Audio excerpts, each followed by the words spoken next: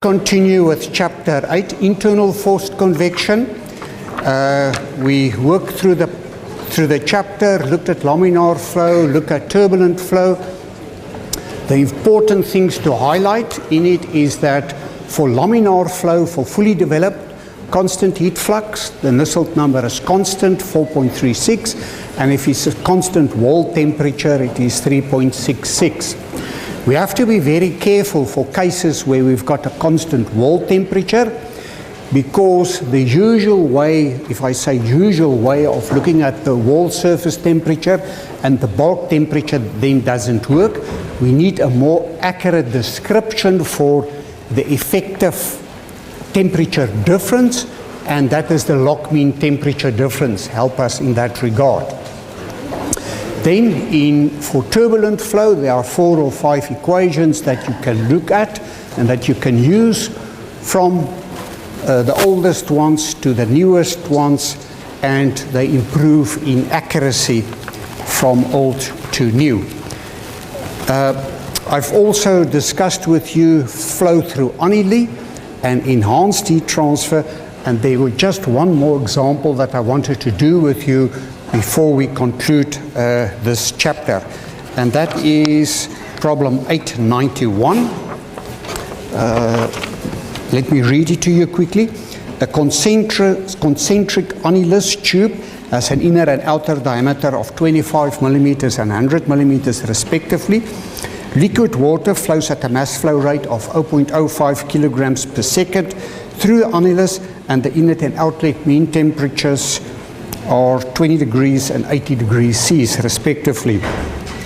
The inner tube wall is maintained with a constant surface temperature of 120 degrees Celsius, while the outer tube surface is insulated.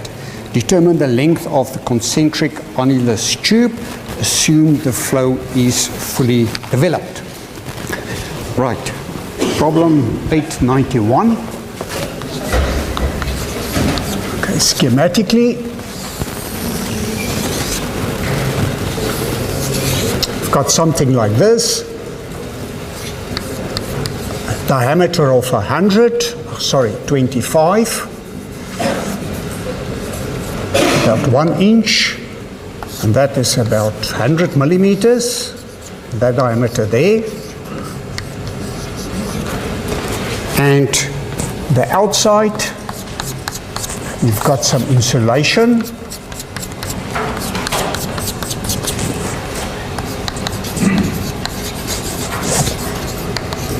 If there's insulation, it means that the heat transfer rate from the outside wall to the environment would be equal to 0. So that heat transfer rate is equal to 0. This temperature there of that wall remains constant at 120 degrees Celsius. And if we want to complete our sketch, we can do it like this.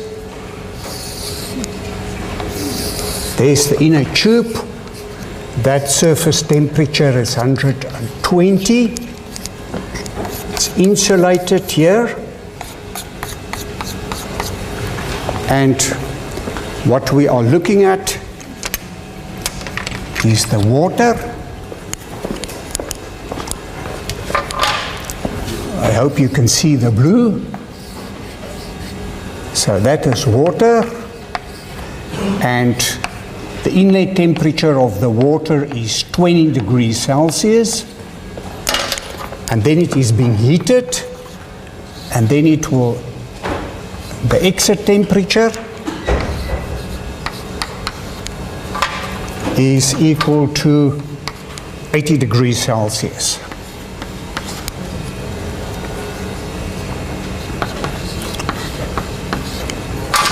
Like that. So the flow flows here through the annulus, through that area there.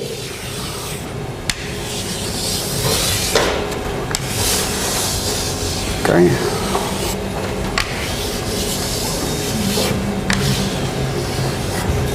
Now, most probably to keep this wall temperature constant at 120 degrees Celsius, there will be something else flowing through there. which is most probably condensation that occurs. But this is now the first step at looking at heat exchangers later on in chapter 11. We are not looking at the flow through there. So for all practical purposes, you can consider this as a solid rod. Okay, so there's no flow through there, and everything flows in at the blue part. It is being heated to 80 degrees Celsius. Oh, and they've said that the mass flow rate is equal to 0.05 kilograms per second.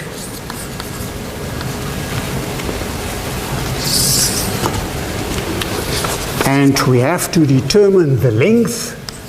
That is what they ask in the problem, but let's also look at the heat transfer rate. Let's also determine the heat transfer rate. We've discussed it in many cases. We always need to know if the flow is laminar or turbulent, because that is going to determine the equations that we should use. You can do that by saying that the Reynolds number is equal to 4 times the mass flow rate divided by the viscosity pi and the diameter. And the flow is through the annulus. So in this case, we would like to look at the hydraulic diameter. And the hydraulic diameter is equal to 4 times the cross-sectional area divided by the wetted perimeter. I'm not going to do the derivation now. We've done it with the previous lecture, but that is just equal to the diameter difference, which is equal to 75 millimeters. 100 millimeters is that diameter minus the 25, 75 millimeters. Do you agree? Okay. Oh, I forgot to write down the properties. The properties, we are going to determine that the bulk temperature. In this case, we've got the bulk temperature is 20 plus 80 divided by 2, which is at 50 degrees Celsius. And at 50 degrees Celsius in table A15, in your textbook, you can go and get all the properties. And that is the Cp is equal to 4181 joules per kilogram Kelvin. The thermal conductivity is equal to 0.644 watts per meter Kelvin. The viscosity is equal to 0.547 multiplied by 10 to the minus 3 kilograms per meter second. And the Prandtl number is equal to 3.55.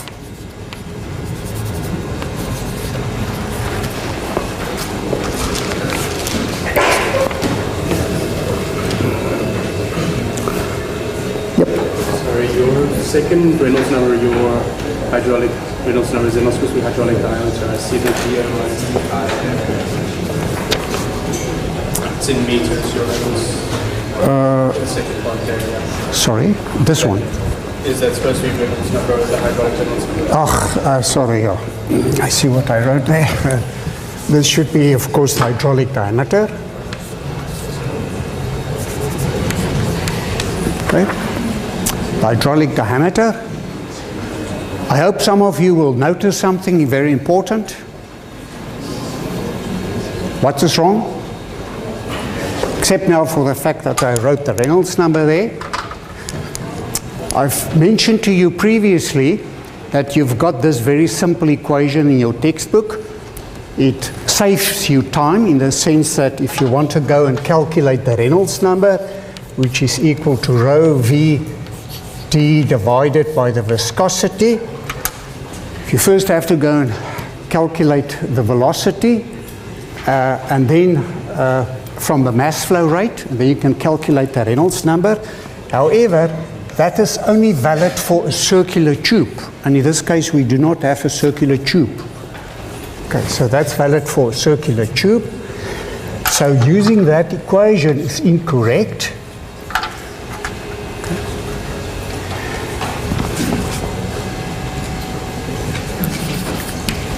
You can do the derivation quickly. You can say the mass flow rate is equal to rho v multiplied by the cross-sectional area through which the flow occurs.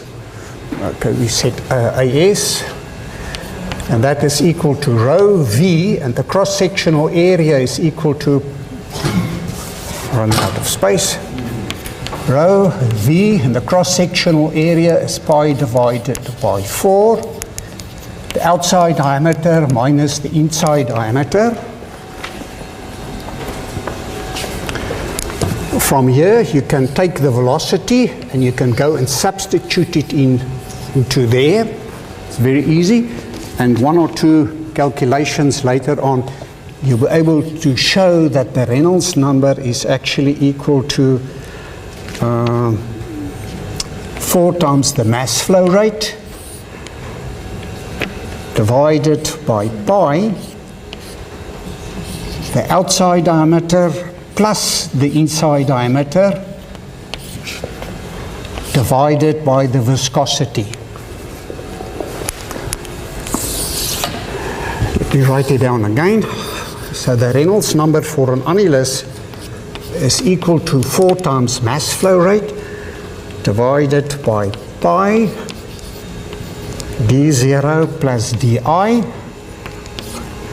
everything divided by the viscosity. So if you look at this Reynolds number calculation in comparison with that one, see that you're going to make an error. Okay. So that is just valid for a circular tube, and in this case you do not have a circular tube, you have that annulus. Flow flows through that opening between the two circular objects. You see that? Right, now we can calculate the Reynolds number. It's equal to 4 times the mass flow rate, it's 0.05, divided by pi, the outside diameter plus the inside diameter, divided by the viscosity, and the viscosity is equal to 0.547 multiplied by 10 to the minus 3, and the result is a Reynolds number of 931.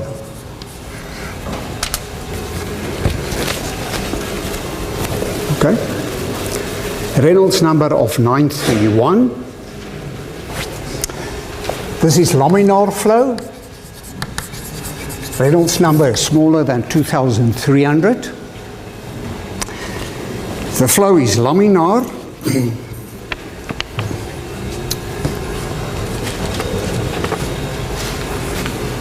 The flow is laminar. We can consider to say that we've got the case where the temperature distribution is looking something like that. Temperature as a function of x. The surface temperature remains constant at 120. The inlet temperature is 20. It is being heated to a temperature of 80. So it's a constant wall temperature.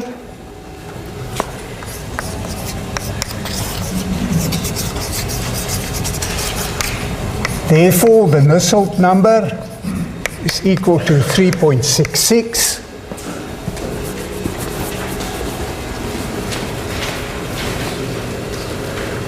Okay. They say that we can consider the flow as being fully developed. So, in terms of the Nusselt number, it's a function of x, something like that. So we know that that value is 3.66 once it is fully developed.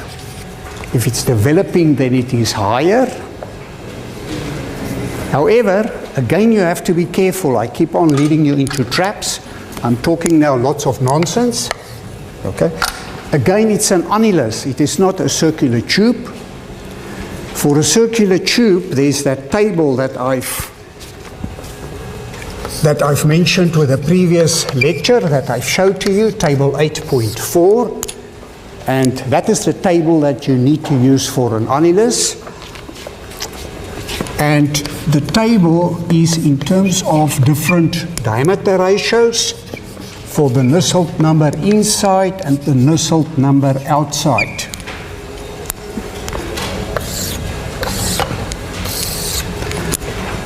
Okay, lots of different, well not lot, I think about 5 or 10 values are given in your textbook. The one that is most important now for us is this one, 0.25.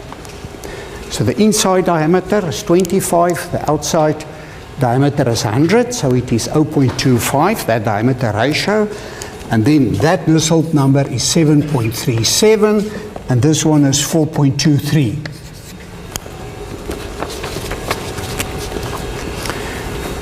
What is the difference between those two values? Take note, that doesn't mean the Nusselt inside is the Nusselt number on the inside of the tube. That is not what it means. Those are for the annulus. So if that is the annulus, like that, Nusselt inside is if there's heat transfer on the inside wall. Nusselt outside is if there's heat transfer on the outside wall. Now in this case, the outside has some insulation. That is why we've said that the heat transfer rate over the outside wall is equal to 0. So therefore, we are looking for this value, which is that value. You see? So it means the Nusselt number on the inside wall is equal to 7.37. That is where the heat transfer occurs. Nusselt number is equal to the heat transfer coefficient multiplied by the hydraulic diameter divided by K is equal to 7.37. We would like to determine the heat transfer coefficient. The hydraulic diameter is 75 millimeters divided by the thermal conductivity, which is 0.644, is equal to 7.37, from which we can calculate the heat transfer coefficient as 63.28 watts per square meter degrees Celsius.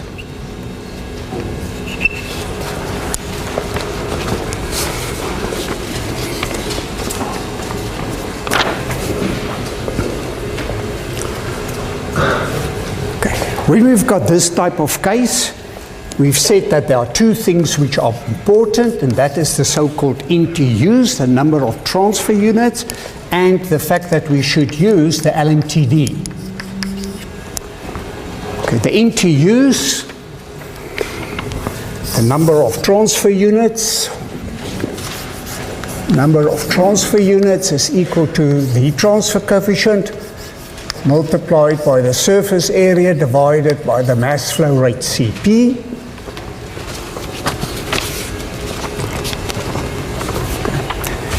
Which is equal to the heat transfer rate multiplied by the surface area over which the heat transfer occurs. So the surface area over which heat transfer occurs is that surface, the perimeter, multiplied by the length. The perimeter is equal to pi multiplied by the diameter multiplied by the length divided by the mass flow rate Cp. We've got a little bit of a problem because we can put in all the values, but we do not have L. L has been asked. We have to determine it. So in terms of the original equation, which says that the outlet temperature is equal to the surface temperature minus the surface temperature minus the outlet temperature, of E to the minus the heat transfer coefficient pi dL divided by the mass flow rate Cp, or the number of transfer units.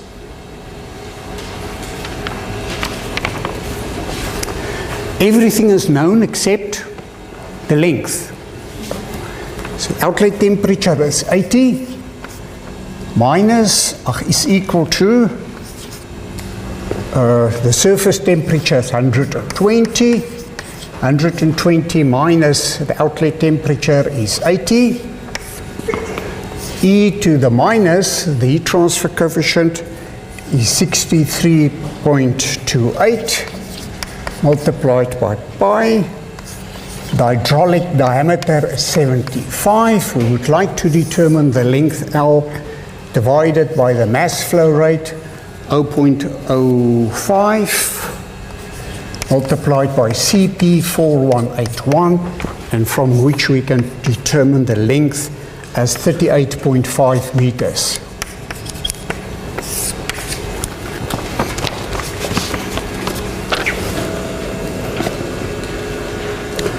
.5 meters, that is the length, and that length will then assure that the outlet temperature will be 80 degrees Celsius if the water flows in at 20 degrees Celsius. Is that clear to everybody? Any questions? Okay, we are not finished with the problem because I've also added another part, which is to determine the heat transfer rate. Now yes, if you think of the heat transfer rate, then because I've said so many times that we have to use the LMTD, you think of that equation, and it is correct. But in many cases, there's an easier solution in front of your eyes. And that is just to say, but the heat transfer rate is equal to the mass flow rate multiplied by the Cp multiplied by the temperature difference of the inlet and the outlet. The mass flow rate is equal to 0.05. The Cp value is 4181. The outlet temperature is 80 degrees, the inlet temperature is 20, and that gives us an answer of 12,540 watts.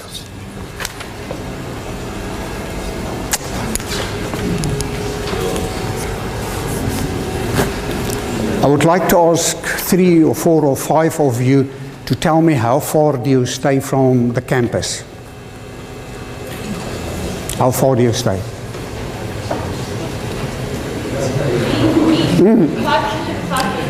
5 kilometers, right? And you, sir? 1 kilometer, and you? Also 5. Okay, I'm not going to use 5 again. This, you don't have a clue. Okay. How long do you travel? You walk 30 minutes. Okay, so 400 meters? You said you walk 30 minutes. Okay, about 3 kilometers. And you, sir? 7. Okay. Now, take note. All of you gave me answers of only 1 digit. Okay. So that's not an engineering answer. You understand that? So that's why I always say that is, even if you say 12.5 kilowatts, is extremely accurate. The answer is 13 kilowatts. It's like somebody staying 13 kilometers from campus. We all know what you're talking about. But you definitely do not stay 12,540 meters from campus. That might be true, but it's usually not of importance. The fact is you stay 13 kilometers from campus. So always remember that. You have to start moving to engineering answers. And do not ask me how many digits do you have to give in the test and exams. Yes, in your calculations, you obviously need to carry it over to ensure that you've got the right answer. Right, so that's now an easy way in the test of the exam if I've asked you to determine the heat transfer rate, and maybe you will not have enough time, but in case you have time, it's always safe to go and make sure if you can get the same answer with the other approach. So let's see. To be able to do that, we need to calculate the LMTD. Okay? And remember how easy it is. You look at the temperature difference at the inlet. Let's do it like this. We write 120 there and 120 there. What is that temperature difference? That temperature difference is 100. You agree? Is 100 minus this temperature difference, 120 minus 80, is 40. 100 minus 40 divided by the ln of the first term divided by the second term.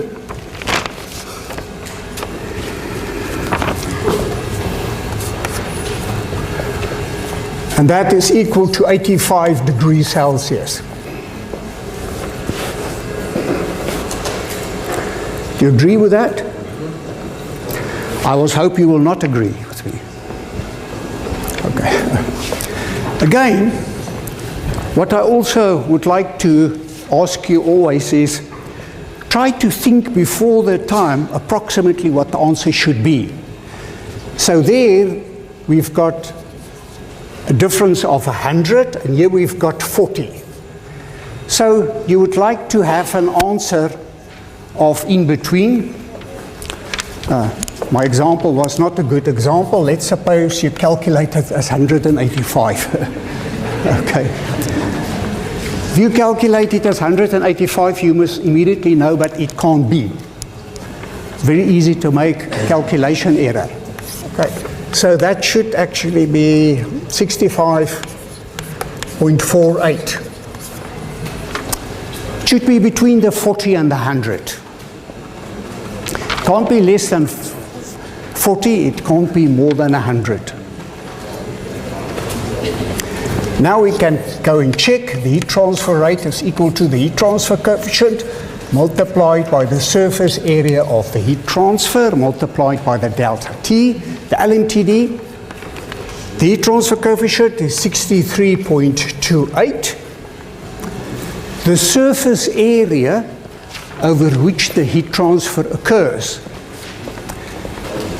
is this area here, so it's the perimeter multiplied by the length. Okay, so it is equal to pi multiplied by 0.025 multiplied by the LMTD, 65.48, and fortunately the answer works out as 12,534, which is 13 kilowatt, or if you really want to be accurate, 12.5 kilowatts.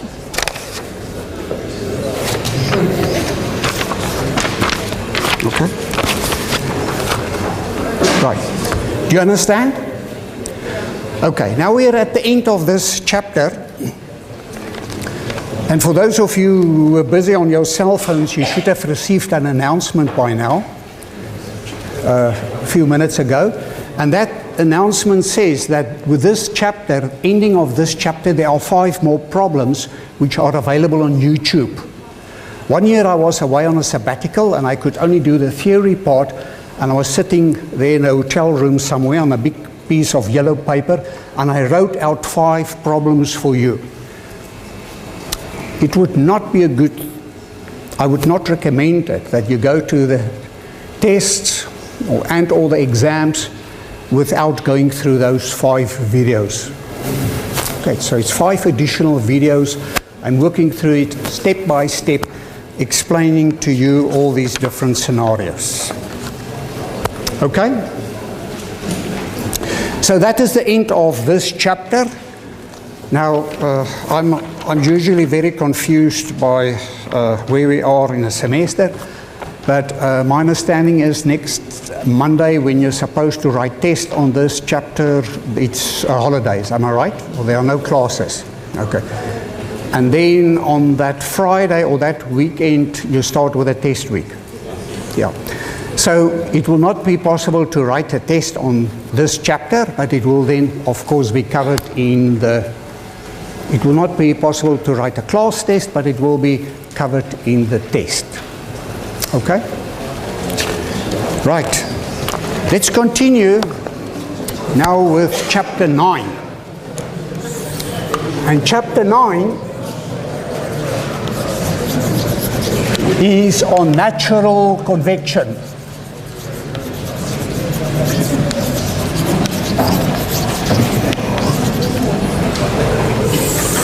Chapter 9 is on natural convection. Just going back to chapters specifically 7 and 8. What did we do in chapters 7 and 8? We've looked at external convection and now internal convection. With all of them, in terms of possible relationships, most of it was written as the Nusselt number as a function of Reynolds number, Prandtl number, and then I've mentioned to you previously the Grashof number. And the Grashof number was not taken into consideration with this. Right. So that is what happened in chapters 7 and 8. In chapter 9, things is going to change now. Chapter 9, we are going to have relationships, which is a function of Reynolds, Prandtl, and Grashof, and a second group, Reynolds, Prandtl, Grashof.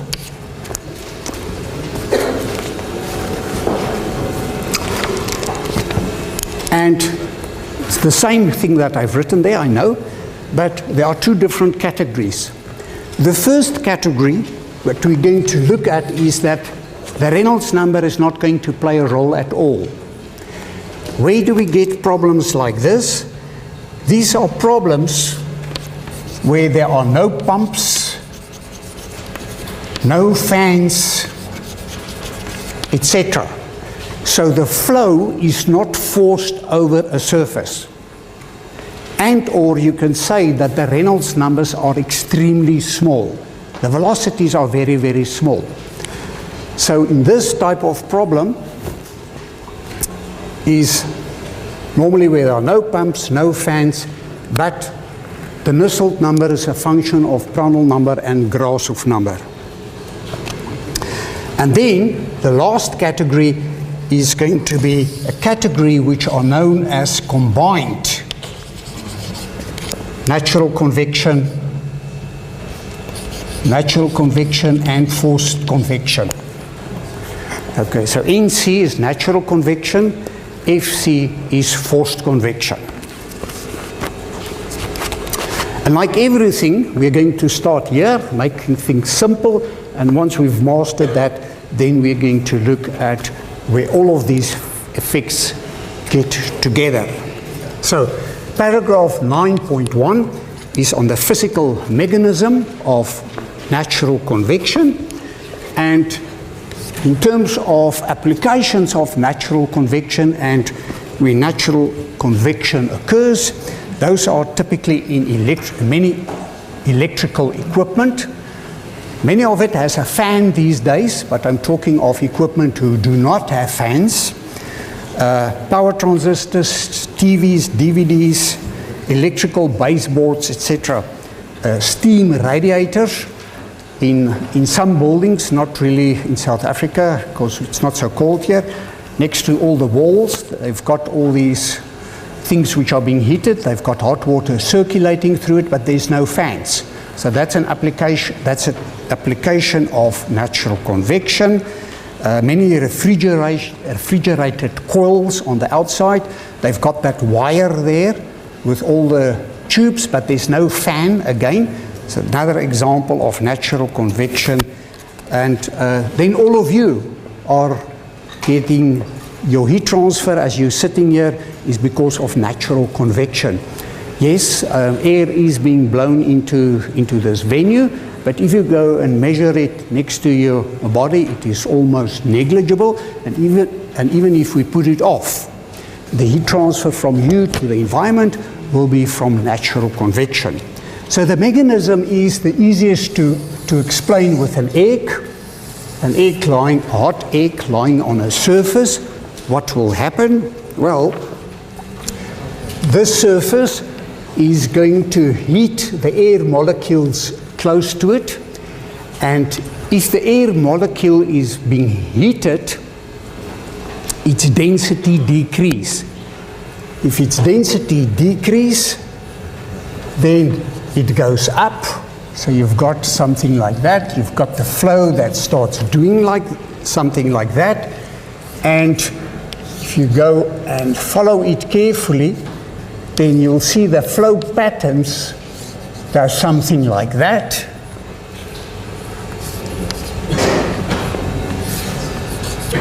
So around and close to the egg.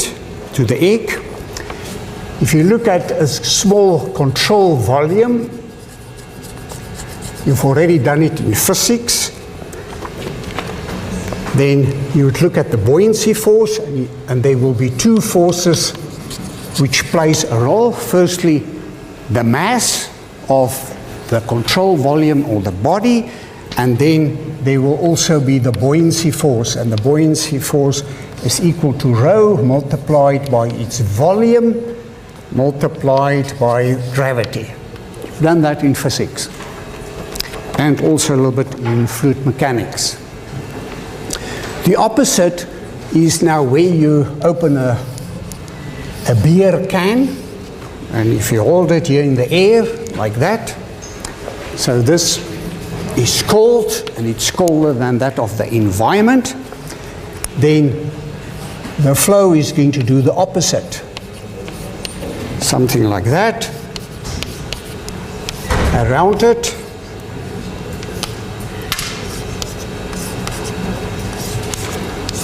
Streamlines. You can go and solve it in detail in CFD.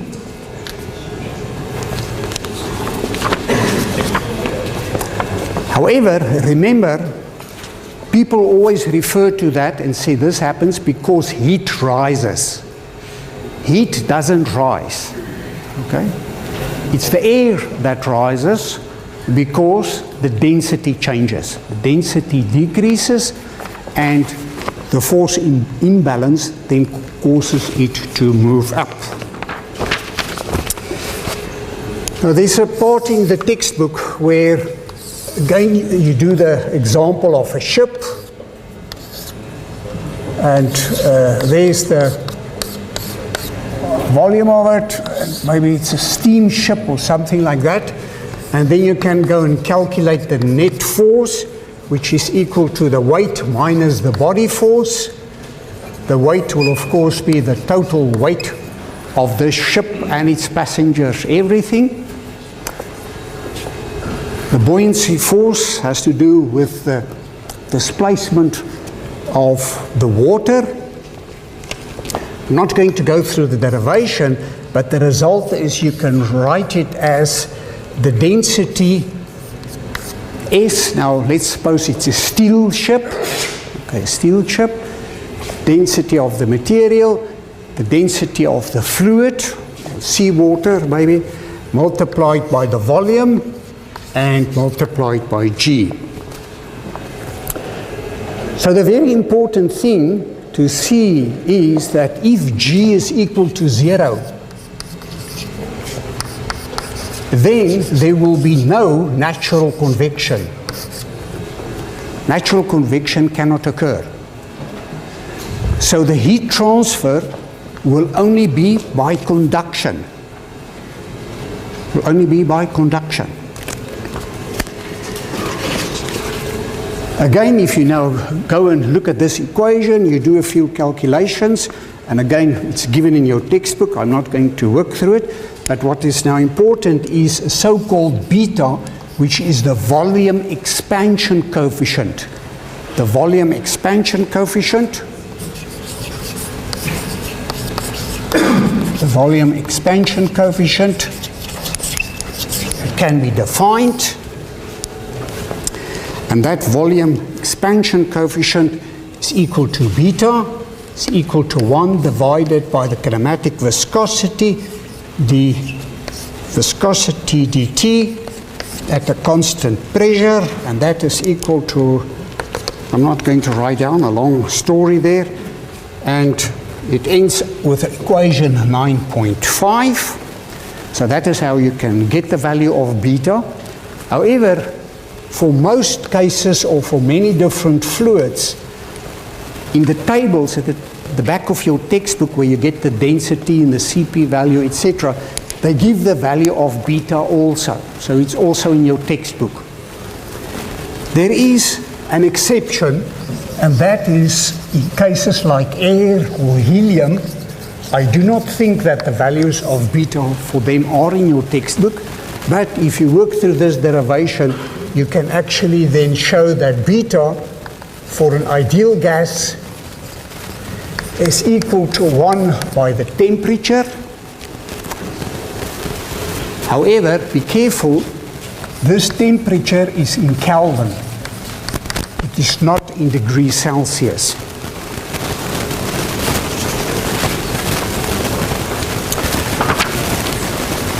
Now, these velocities around bodies, because of natural convection, can be solved with CFD, but there's also some instruments that you can use, and that is called an interferometer. And here on the PowerPoint,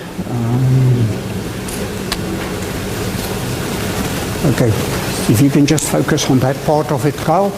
So there you can see typical photographs that can be taken, and those are typically lines of constant density or lines of constant temperature. The sketch on your left-hand side, there you can see the flow is laminar, and on the right-hand side, the flow is turbulent of nature. So those things were used before the time of CFD to determine how the flow field would look around objects, and of course more complicated objects than that of a flat plate.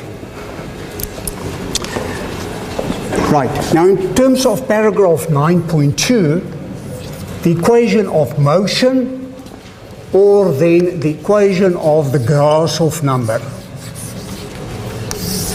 I've given you that equation previously and just refer to it, but let's just see where it comes from and how we're going to use it in this course. Right, now it starts with looking at flow over a flat plate, and there's no forced convection. It is natural convection only. So this plate is being heated to a temperature Ts, and we've got the environment temperature, which is T infinite.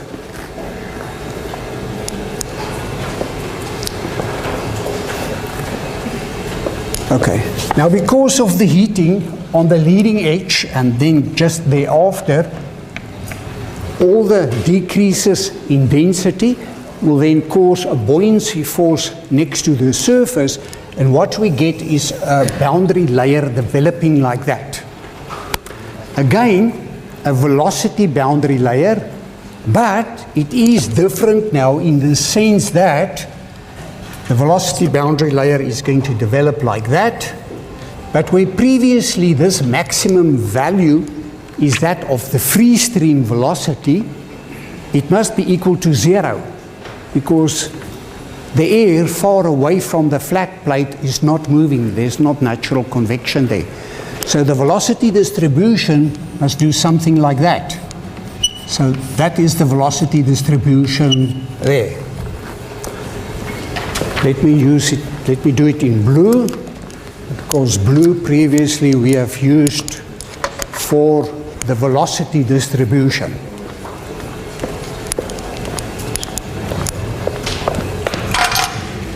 So this is the velocity distribution like that.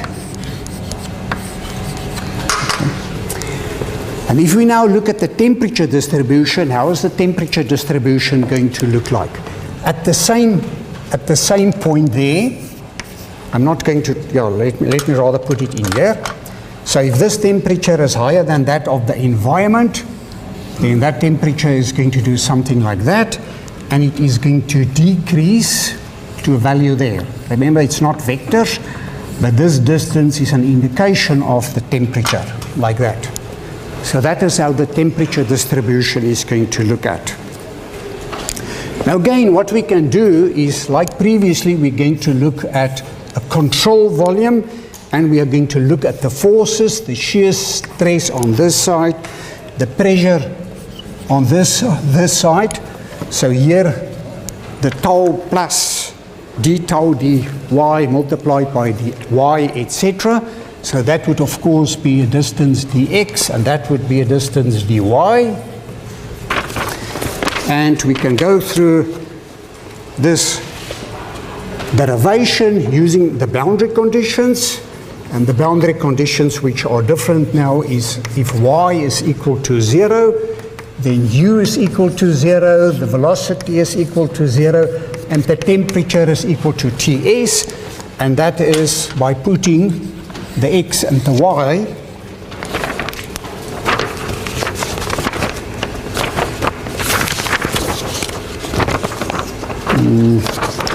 the x is now in that direction and the y is there. That was the notation that was used.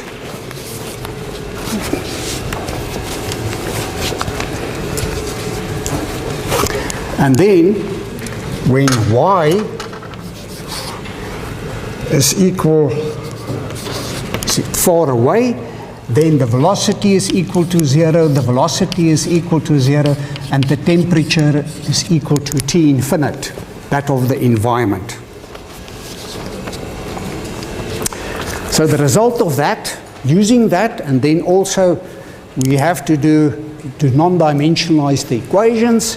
And if you can zoom in there on the left for us, Carl, there you can see that is the part of the derivation. There it follows, and then you get all the non-dimensionalized values, and then you end up with the equation of the Grashof number. So that is where the Grashof number comes from. The Grashof number is equal to G, gravity, which is multiplied by beta, the thermal expansion coefficient, multiplied by Ts minus T infinite, the characteristic length to the third, divided by the kinematic viscosity.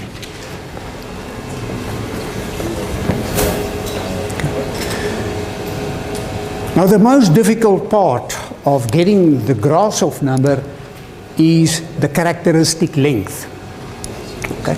So this L, we can put the C there to indicate it is based on a characteristic length. And there's not one rule that you can always use. Again, the secret is going to be in the fine print. So the secret is you need to read very carefully your textbook to determine how you should get the characteristic length. And I will continue with the next lecture, focusing on that and also giving an example. Right, ladies and gentlemen, thank you very much. That's the end.